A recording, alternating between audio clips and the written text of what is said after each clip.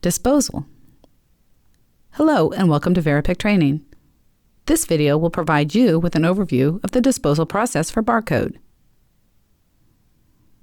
Select an item from the search window or scan the item barcode. To dispose of an item, use the scanner or manually search for the item. If you are using a scanner, scan the Dispose Barcode command. The Scan an Item dialog box will open.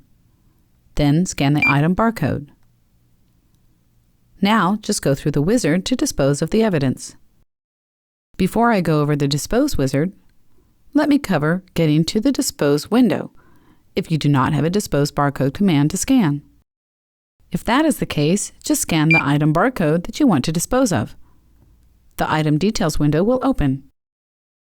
In this window, you can see all the item details for this evidence. Keep in mind, once you do a final disposal of an item, you can only view the item information. Once an item is disposed of, this information cannot be edited. If you edit any information, click Save. If you didn't edit any information, click Cancel.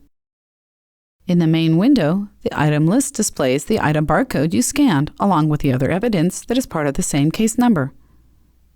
If you do not have an item barcode to scan, don't worry. Refer to the search training video to learn how to quickly find your item using the searching options in Barcode.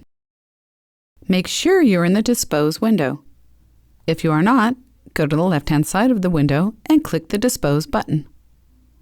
Highlight the item or items and click Dispose Item. The item or items you selected will be listed in the item's description text box. This entire list will be disposed of after finishing the disposal process. Select the Flag or Final Radio button. The Flag Radio button will flag the item for disposal. The Final Radio button is the final disposal. That item or items will be disposed of.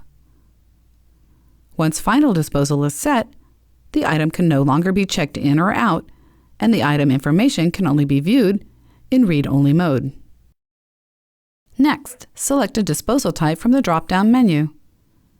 If you are disposing of a container item, the sub-items will be listed in the sub-items section in the description list.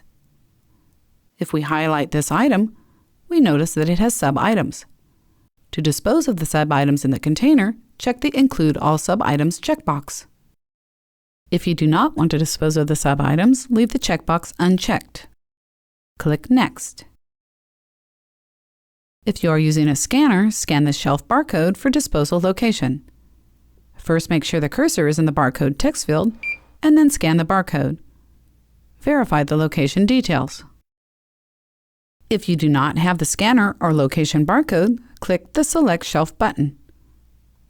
First, select a storage location from the drop-down list. Then highlight the appropriate barcode and click OK. Verify the location details and click Next. The Assign Custodian Set Alerts window will open. If enabled, use the drop-down to assign a custodian. To the right of the drop-down is a text box.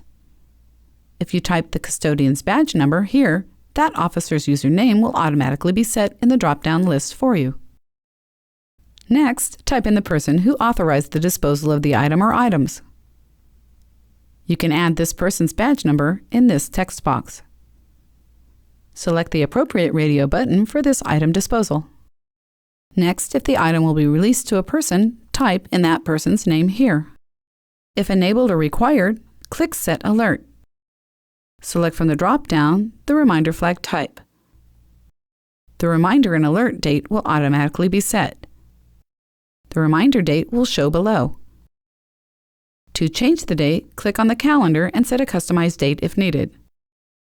Check Do Not Set Reminder Flag if you do not want a reminder flag.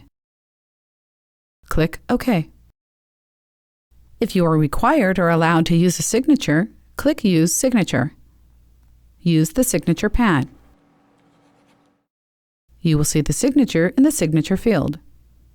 Click Save to save the signature. If you want to preview the signature, click View Signature. When you are done, click Finish. Your items are disposed. You will see the disposed items listed in the disposed items list at the bottom. If you select the item and click Item Details, you will notice that the information is read-only.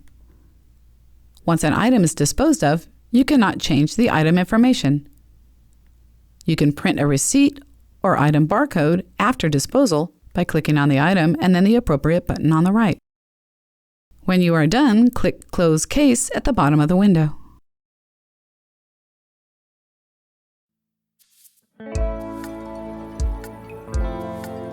Thanks for watching this training video.